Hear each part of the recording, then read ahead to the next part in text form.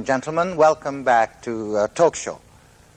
A week ago today, Professor Curtis of Columbia University and I discussed the worldwide phenomena of both political and administrative sclerosis, which has come increasingly to the surface around the world.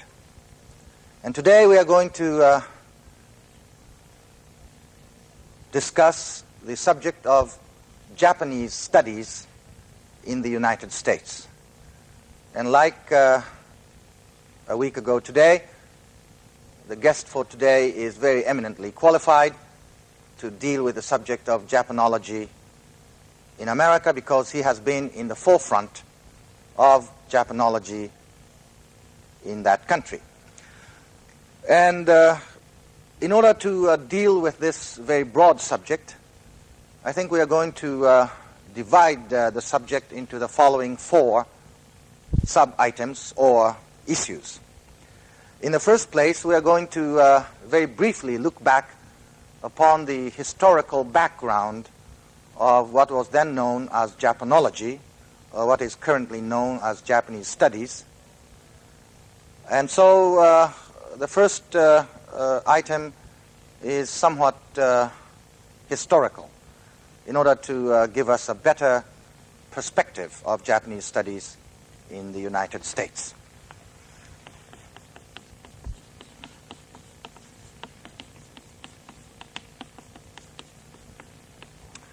Then, in order to elaborate on this first item of historical background of Japanology in America, we are going to address ourselves to the very gradual yet very conspicuous shift of emphasis seen in the academic pursuit of Japan in the United States.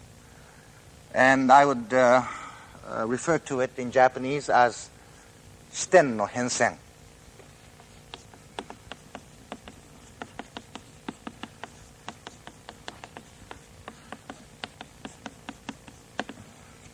Shift of emphasis or shift of angle, perhaps. And the third item is very closely related, both to the first item and to the second item. And I would refer to it in Japanese as yokowari versus tatewari.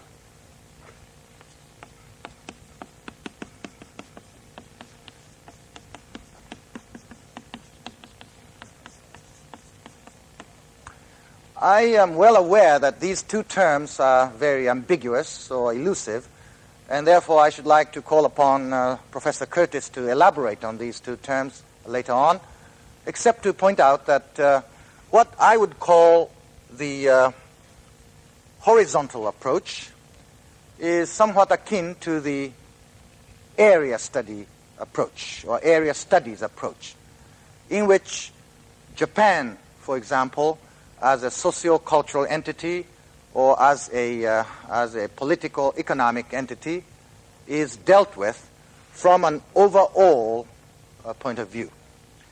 Whereas the vertical approach is similar to the traditional, conventional disciplinary approach, in which a well-trained economist, for example, focuses his academic attention on Japan as an economy. A political scientist like Dr. Curtis addresses himself to Japan as a political entity from the standpoint of political science. And I think that we are now in the midst of the convergence of these two approaches as far as Japanese studies in the United States are concerned. And I would like to call upon Dr. Curtis to further enlarge upon this topic. And finally, in order to make this program more personal, I would like to ask Professor Curtis to let us in on what kind of research projects he has in mind for the immediate future or for the foreseeable future. And also, I hope Dr. Curtis will tell us a little bit about the kind of research projects he has been involved with in the past as well as at present. Well, this is the overall format that I intend to follow during the rest of this half-hour show. And, oh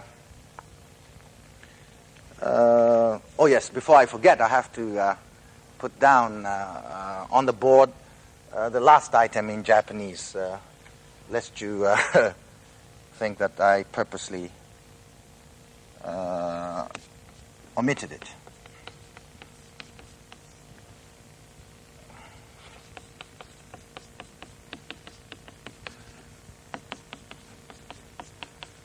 His own research projects or programs. All right?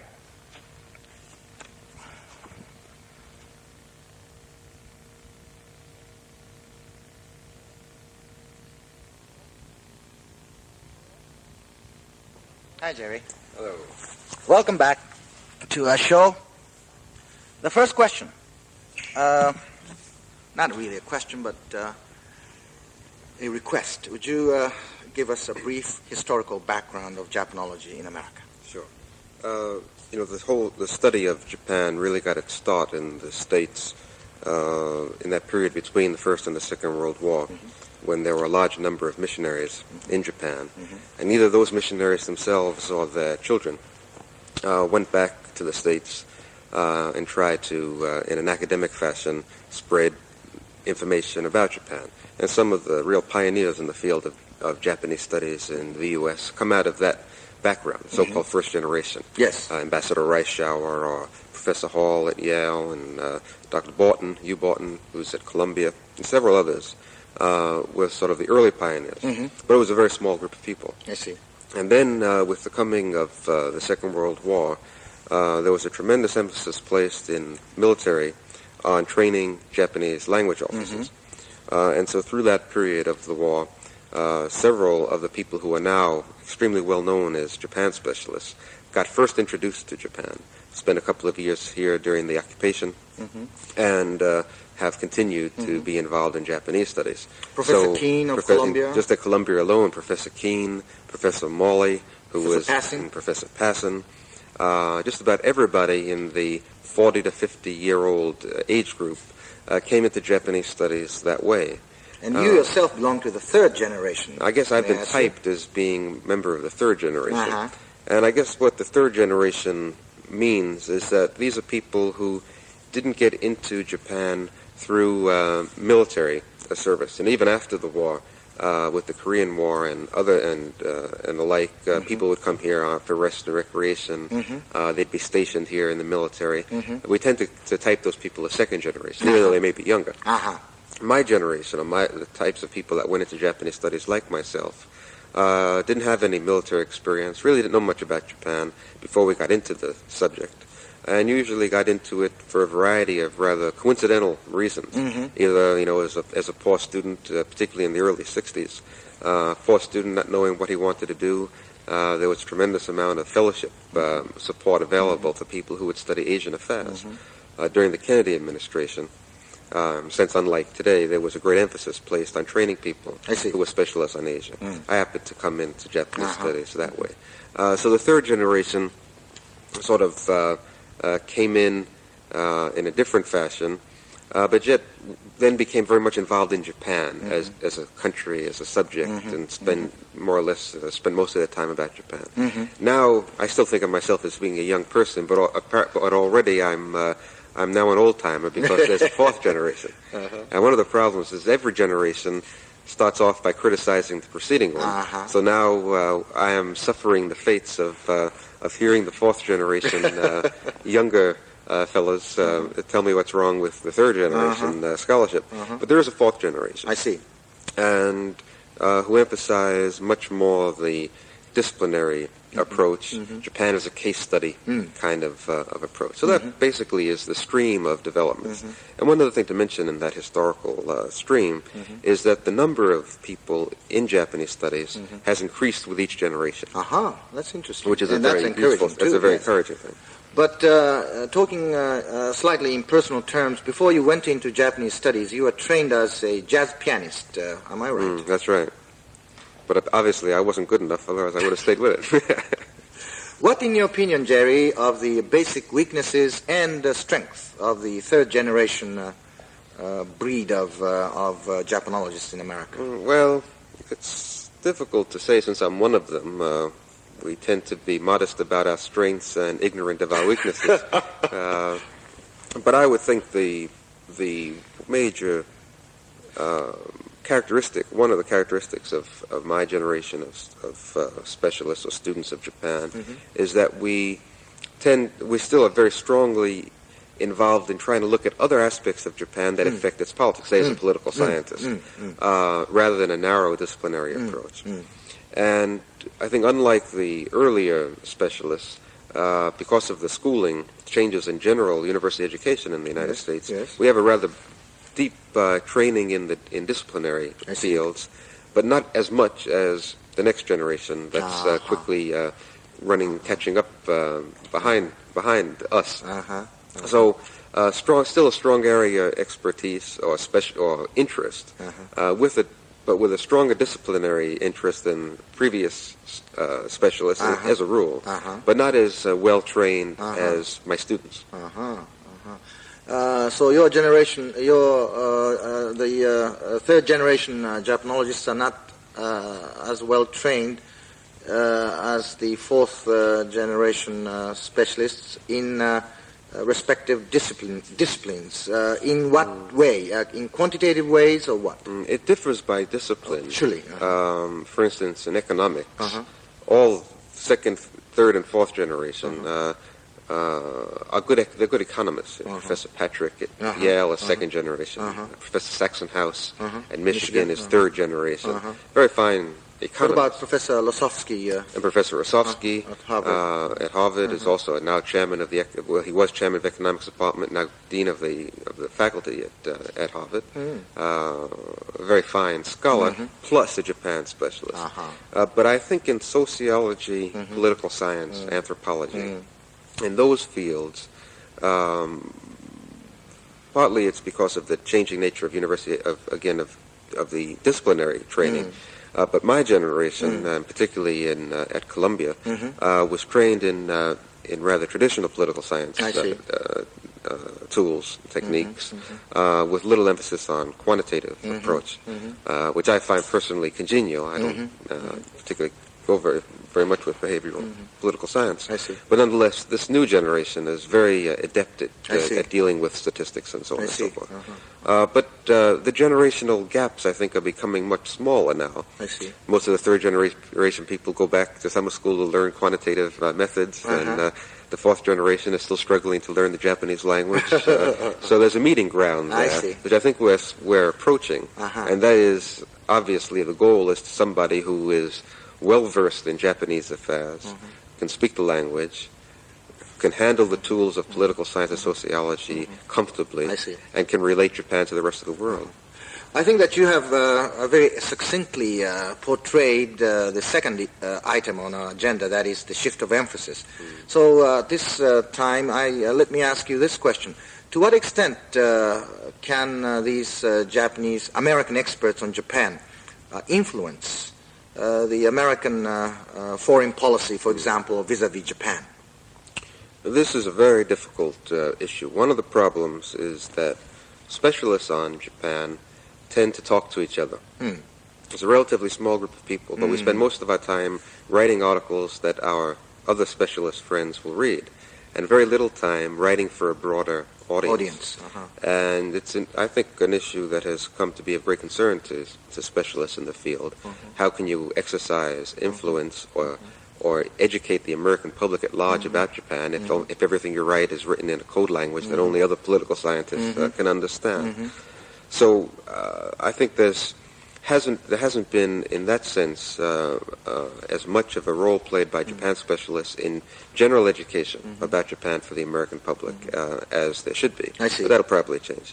Yet on the other hand, I think there's been a role played by Japan specialists in educating or being informants for decision makers in the United States. Now, of course, Professor Reischauer is the outstanding example of a man who actually came out into public policy and was an ambassador and advisor to the State Department and so on.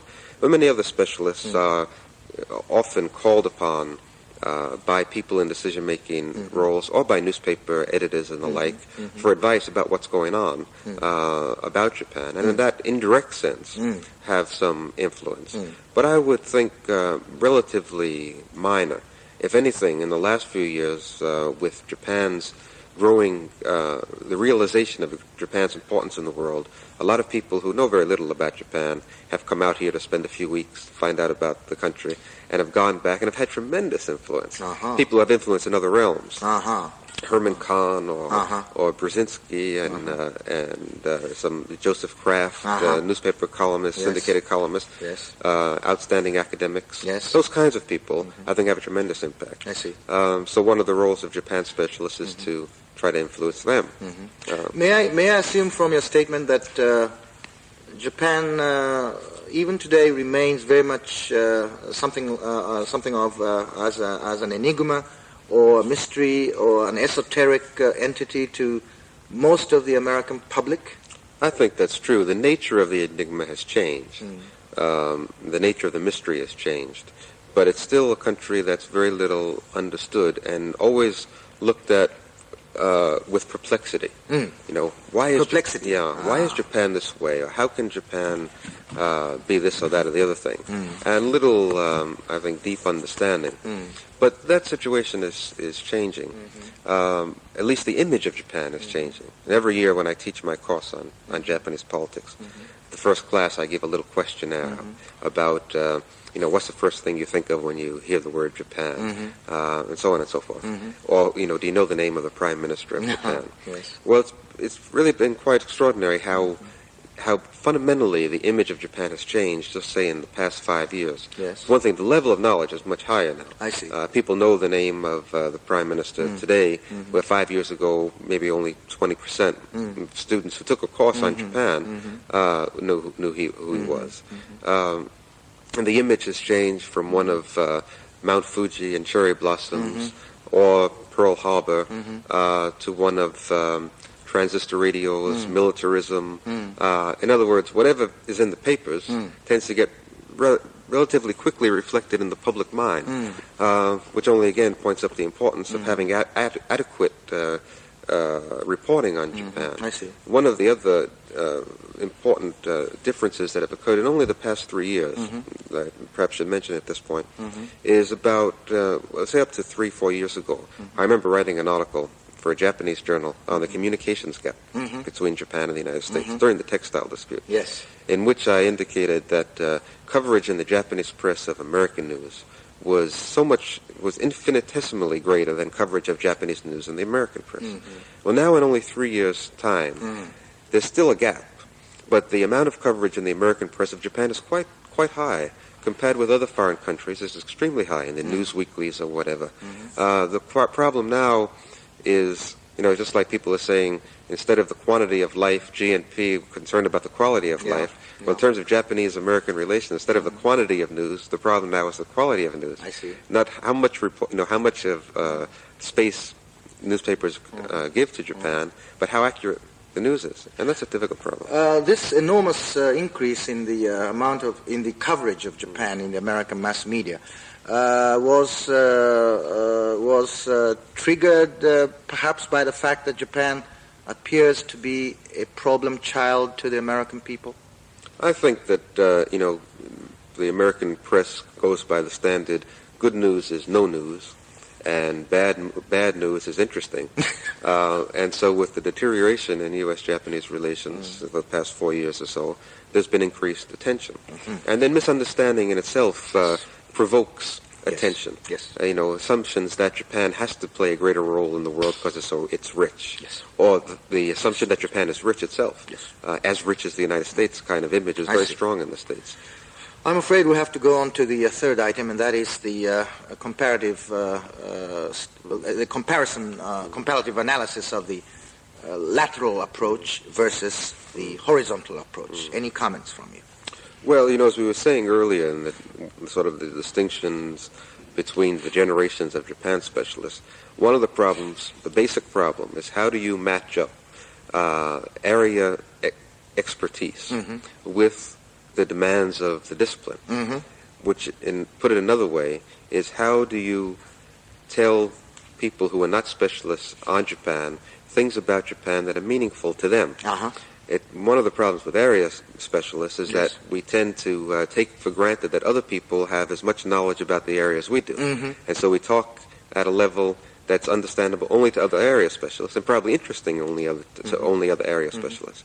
But if, as a political scientist, you're interested in Japan, then obviously one of your roles in life is to try to make understandable to other political scientists who know nothing about Japan what is Japanese politics all about.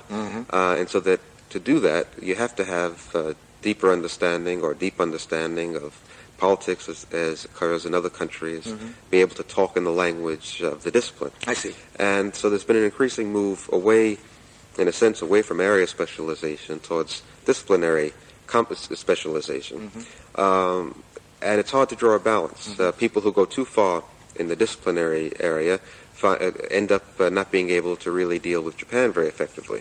Either they spend more time learning statistics than they do learning language, or more time trying to deal in disciplinary terms, less time trying to understand the total fabric of the society. So it's a continuing problem of how you can relate Japan to other phenomena in the world in a meaningful way. And I think the problem is intensified by the difficulty of dealing with Japan as a country. You know, if American studies French politics, it's relatively easy to get the language under his belt.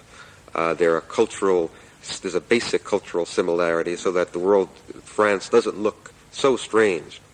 Obvious differences in the political system, but in a way that's really basically intelligible to an American. When you come to Japan, of course, then you're dealing with a totally different kind of situation. Excuse me. With a very different situation. And people who are serious about Japanese studies tend to be constantly pulled into doing more work on Japan. It's interesting. It's challenging. And it's important. So we all face this problem of relating our horizontal and our vertical so that we stand up more or less on an angle. Well put, well put. Well, talking back about the growing interest in Japan on the part of the American public, I'm certainly encouraged to hear what you have just said, because about 5 of us will have completed a tour of the United States for a period of about 20 days, visiting different cities and giving talks. By the time this program goes on the air, I think we are going to leave Japan in late September, and we'll have completed a tour of about 20 different cities, giving lectures and so on. And this, what I call caravan, is going to consist of an economist, a political scientist, an anthropologist, and a couple of businessmen. And we are going to try to relate what's going on in Japan in their terms, in American terms, and in these disciplinary terms, so that we might contribute even minorly to the promotion of better appreciation of the problems Japan is faced with on the part of American friends. Well, I think that kind of thing is extremely useful and important, and is possible only because there are people now like yourself and others who can speak English so well that there's no communications gap, at least on the language level. And that's a relatively new phenomenon in Japan. And also the fact that, as you say, you know, this group will be visiting about 20 cities. The fact that in 20 cities there are people who are anxious to meet with Japanese specialists and to hear about Japan is also a very encouraging sign, I think. The 4th item, in the interest of time, what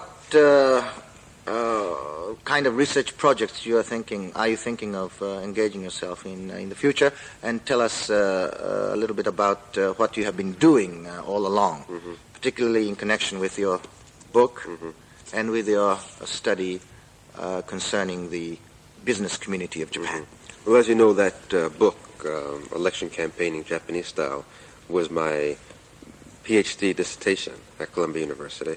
And then I was very fortunate to have it published both in the United States and in Japanese in Japan. And the reaction to it by my Japanese friends was such a good one that I'm still overwhelmed by it. And of course that's encouraged me to try to pursue the subject of looking at politics from the perspective of the politician. In other words, how do men go about trying to be elected to the Diet? How do they go about trying to get power? How do they exercise it? Yes.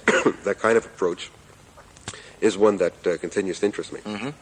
And I followed up that study with a number of short studies, one of which I'm still engaged in, which is a study of the business community in Japan, the so-called zeitgeist.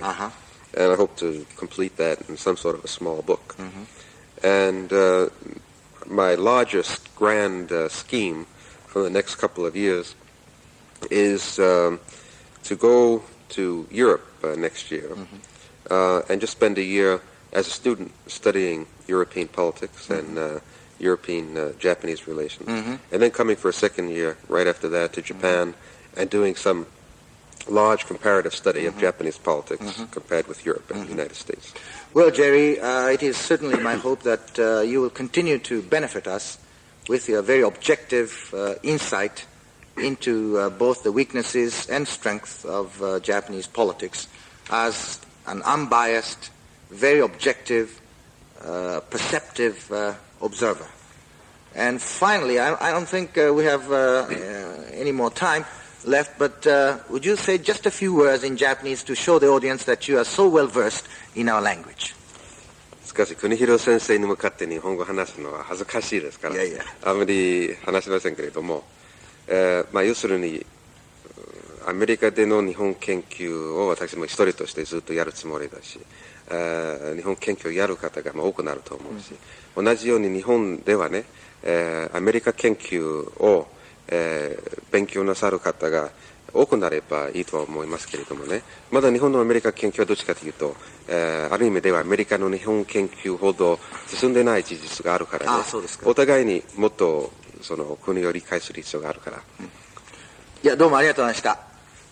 ということでですね、今実は川内さんに日本語で話をしていただいたのは、英語を勉強しておられる皆さん方にとってですね、川内さんが全然その準備なしに全くのそのオフ・ザ・カフ、つまりエクステンポレーニアス、つまり即座にですね、日本語であれほど、明確に自己を表現なすったと、いうことを知ってですね、おそらく大変勇気づけられるのではないかと。つまり川内さんは日本語の勉強に志士として精を出してこられたと。その結果ですね、ただ単に話すというだけではなくて、実にこの見事に日本語を書かれる、あるいは大変に難しい日本語の書物をもですね、自由に読みこなすことができると。それほどのその日本語の能力をですね、政治学者としてのご専門と兼ね合った形で、身につけてこられたと。